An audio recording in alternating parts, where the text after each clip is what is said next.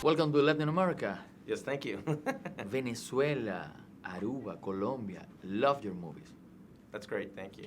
Have one movie globally accepted. How does it feel? It feels great. It feels, I'm international myself, because I've traveled the world and also, immigrated from Russia to America. And so it really makes me feel great that the message is the movies aren't just for America, that everybody around the world can enjoy them. Who's the biggest star in this casting? Or not in this casting, in this second release? And the biggest star, I think, it's kind of hard. I think Dennis, the new kid, Mavis and Jonathan's son, really comes alive, and he's very funny, and very nice, very charming, kind of very appealing, But I think Dracula always kind of takes the stage, because the movies, everything's kind of about Dracula. It's his grandson, his daughter, his father, and so Dracula really always leads the way. This movie is about acceptance. What is your goal now?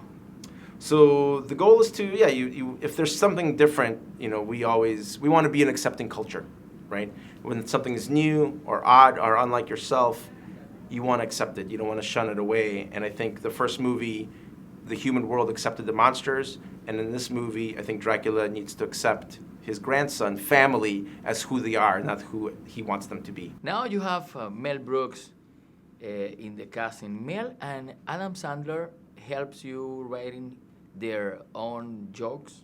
So Adam Sandler writes most of it with Robert Smigel. They're the writers.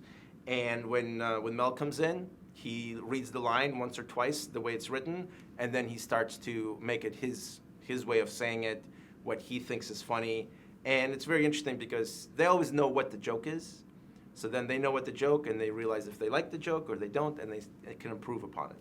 And you have many elements, Latino elements, no, Mexican elements in this movie, like the mariachi or Right. the piñata.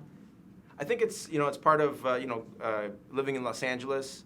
It's very cross culture. The Mexican culture is very much integrated into the way we live. I'm white and Jewish, and we had a piñata in one of our kids' birthday parties.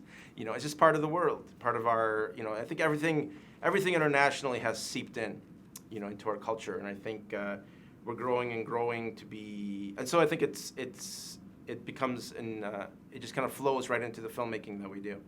You are very careful with the voices in English, but in Spanish, what will we have? You have, hopefully something just as good. It's hard, the movie gets translated into a number of languages, and we always hope there's people in charge of that to make it sound really good.